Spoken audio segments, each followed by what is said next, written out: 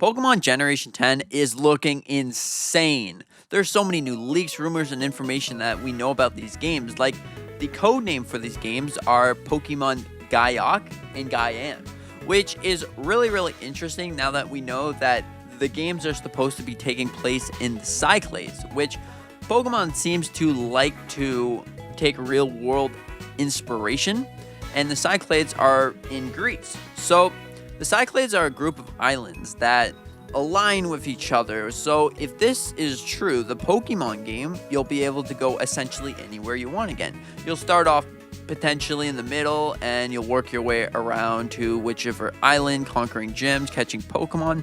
And by the looks of it, this game has been in development for at least since 2022. So we could be looking at this game being really nice and really well developed. So overall, Pokemon Generation 10 is looking really nice. There's also a whole bunch of screenshots that apparently a gameplay or a Game Freak employee has messaged throughout their long journey of doing that. So anyways, Project Gleok or whatever is island themed. There's multiple islands, progression by visiting different islands. Each island will have a district environment of Pokemon. So there's going to be different Pokemon in different islands. There's also going to be legendary Pokemon's power to shape the influence of the island. So let's just say that Lugia shaped an island, and now this Pokemon is just in the middle roaming around. You're probably going to have a goal to catch Lugia, catch Oh-Oh, catch Rayquaza, whatever the case may be.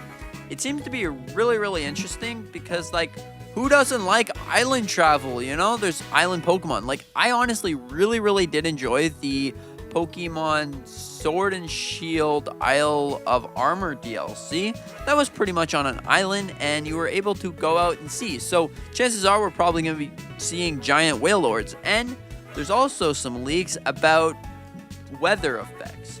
Now, weather effects seems to be really interesting to me, because does this mean that you'll be able to traverse the seas and then all of a sudden you're hit by a thunderstorm and then boom, some kind of Wailord appears out of nowhere and you're able to catch the Wailord? Because that right there would be really interesting. There's also, in the storm, there's islands that can flood. So how would this work? What happens if you're standing on the island and it does flood? Or it goes underwater because the tide starts rising? Does that mean that you get just kapoof, you get knocked out? Or are you able, it tells you, okay, warning, this island is going to go under the water. You're only going to have a little tree. Do you get to climb things? Do you just hop on your Pokemon and go? Does this mean that you have a dedicated mount? Or do you finally get to catch a Pokemon, throw that out, and just ride on his back? Who doesn't want to ride on a Blastoise or something? Maybe this could be really interesting. Maybe, just maybe, one of the starters will be a Squirtle, because then you can ride on Blastoise, and that would be really awesome. But that's probably not going to be the case. It's probably going to be a brand new Pokemon. But overall, you can experience the islands together. So you can most likely go with your friends and experience the islands together. Just like Scarlet and Violet, how you were able to experience the game together, you were able to connect to each other's game. You'll be able to go and experience island life together like Animal Crossing. I know, it's pretty interesting, right? But overall, okay. Also, just like before, there's different Pokemon that are going to cause islands to shift. And there's going to be different power for Pokemon. Now, does this mean that we could see the return of Alpha Pokemon in just a normal Pokemon Generation 10? It's very likely, because there's going to be a whole bunch of different islands and you're going to be able to catch the Alpha Pokemon. The Alpha Pokemon will most likely have higher stats, attack, defense, whatever the case may be. So overall, it's seeming to be really cool. There's also the main objective, where you follow the main objective around. I believe that this is just supposed to be, okay, do I go to this gym first, or this gym? And you can stop at different islands along the way to that gym. So you can catch more and more Pokemon and make your team stronger. So coming back to what I said before of being able to just catch a Pokemon and use it as a mount, I think that this is probably the most likely thing, because then you can do just like past generations. You're able to catch a Pokemon, teach it surf and surf. But instead of teaching it surf, just water Pokemon's an example, will be able to just go along. Or there's going to be a special ability that you will be able to just jump on the Pokemon and, ride away onto the islands. Now, stopping on other islands, when you go and explore the different islands, there's going to be most likely a volcano for fire type Pokemon, a jungle for grass or monkey type Pokemon, maybe even a underwater cave that you can go and explore, which is going to be filled to the brim with water type Pokemon, maybe an ice island that's going to have ice type Pokemon. Now, it's not just going to be just normal islands. They've taken the inspiration of Greece, but it's not going to be exactly it.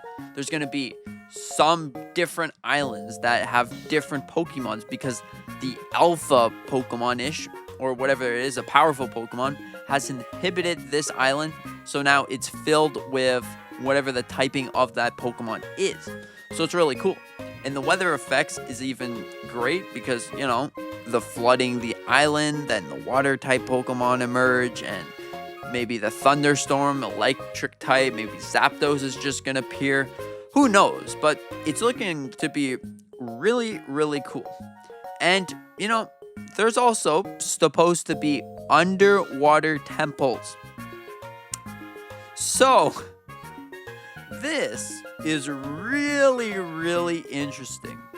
Now, Underwater Temple, the creator of this game, wants to see underwater temples because it would be really, really cool to go and explore.